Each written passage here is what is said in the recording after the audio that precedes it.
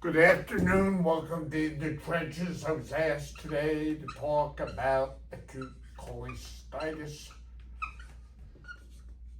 This is what happens when you have an infected gallbladder. Usually you have a gallstone which clogs up the cystic duct, causing dilatation and infection.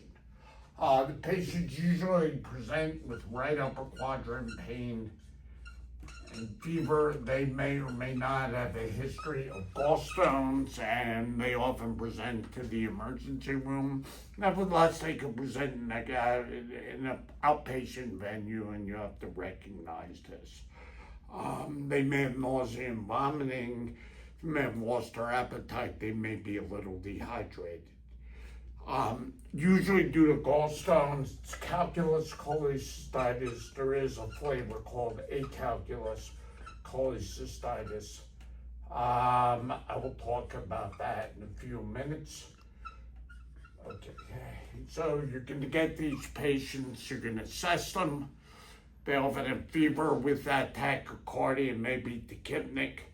The longer they're sick, the more likely they are to have SIRS criteria and sepsis. Looking at their blood work, liver chemistry is normally okay, but there's a phenomenon called Merizi syndrome where you have a dilated gallbladder pressing on the common bile duct, causing liver biochemistries, transaminases to go up a little. You want to separate acute cholecystitis from acute cholangitis, which is a stone in the common bile duct.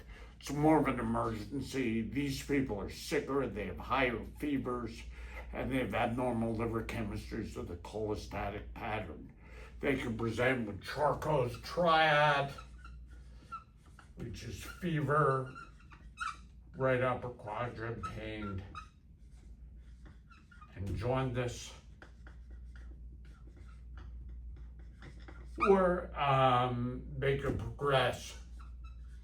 And there's something called Reynolds pentad, which you have the above three things plus hypotension and altered mental status. Obviously, these people are very sick. How do you diagnose this? An ultrasound will diagnose gallstones, not necessarily cholecystitis. Okay, you may see fluid around the gallbladder, which will give you a clue.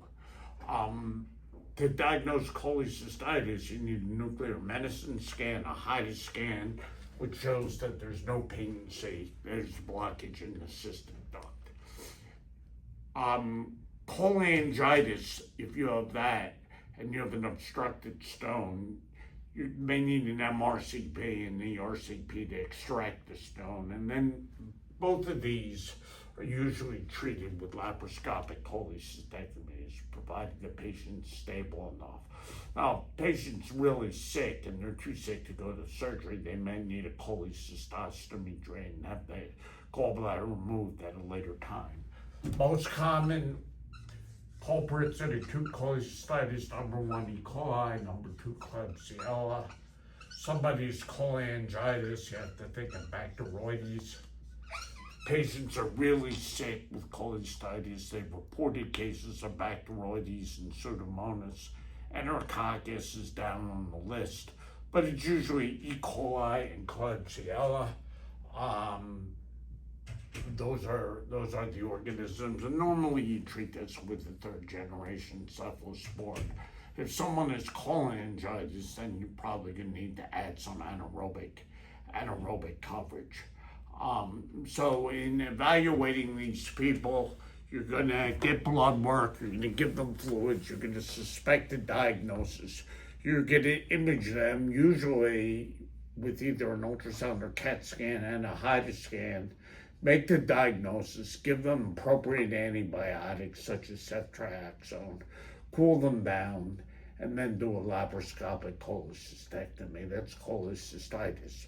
There's a flavor of this, acalculous cholecystitis. These are sick people. They've been in the hospital for a while. They could be very malnourished. They could be burn victims. And they actually develop ischemia to the gallbladder without gallstones. And these patients need their gallbladders out, and they're sicker. It's a different type of patient. these patients do not usually walk off the street healthy. And I think that's all I want to say here. Thank you.